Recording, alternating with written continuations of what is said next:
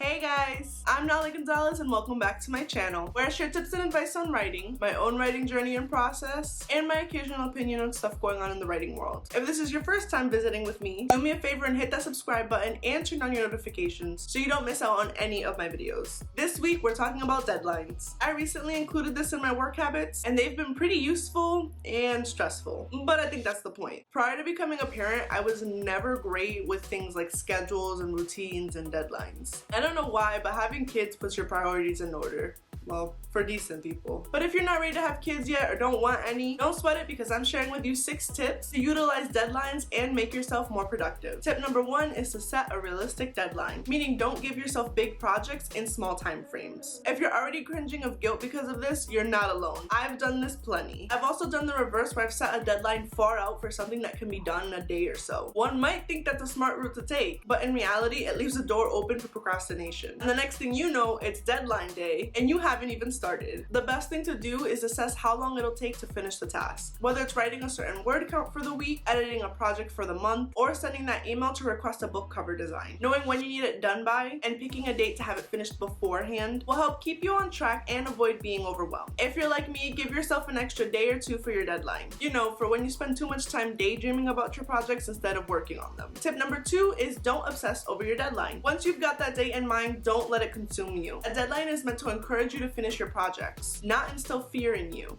Well, maybe a little. But the last thing you want to do is stress yourself out over a date that's still a ways off. If you keep thinking about the date, it's gonna get closer, as dates do, and your task load won't decrease, but your anxiety will increase. You already know the date, you know it's coming, so don't keep going back to it. Time won't slow down or stop, and your work won't magically complete itself.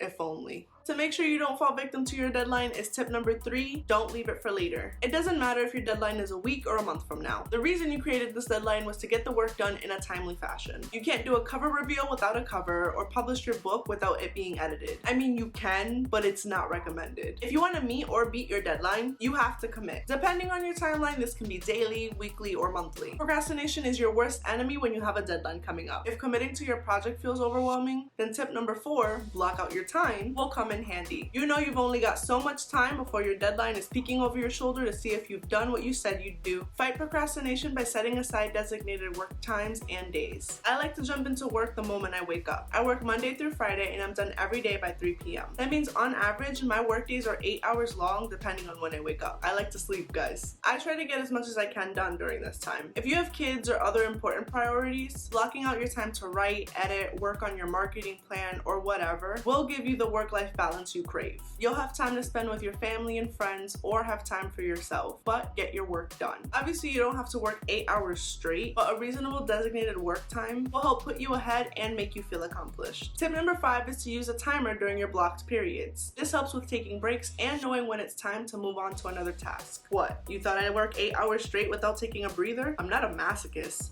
Plus, I like to eat. Depending on the task, set a timer for a certain duration and work until the timer goes off. You can start your timer for the easiest task that only takes a minute, then move on to tasks that take 5, 10, or 15 minutes. Once you feel you've gotten enough work done, set a timer for a quick break. Select the time frame you deem appropriate. Nothing too long or too short. If you're in need of preset timers, check out the writing sprint videos I created just to help you be more productive. You can find the link to the playlist down in the description. And last but not least, tip number 6, reward yourself. Some people are satisfied with the completion of their work, but it may be a while before you get to that point. Work towards your deadline by rewarding yourself along the way. If your deadline is a week out, give yourself small rewards, like watching your favorite show on Netflix when your workday is done, or going out to dinner at your favorite place when you meet or beat your deadline. Set milestone rewards if your deadline is a month out or farther. Do something small once a week every time you complete a certain part or aspect of your project. Send that email requesting sample edits from the editor, paint your nails, or buy a new coffee mug, whichever is cheaper. Finished another draft? Pick up your favorite dessert,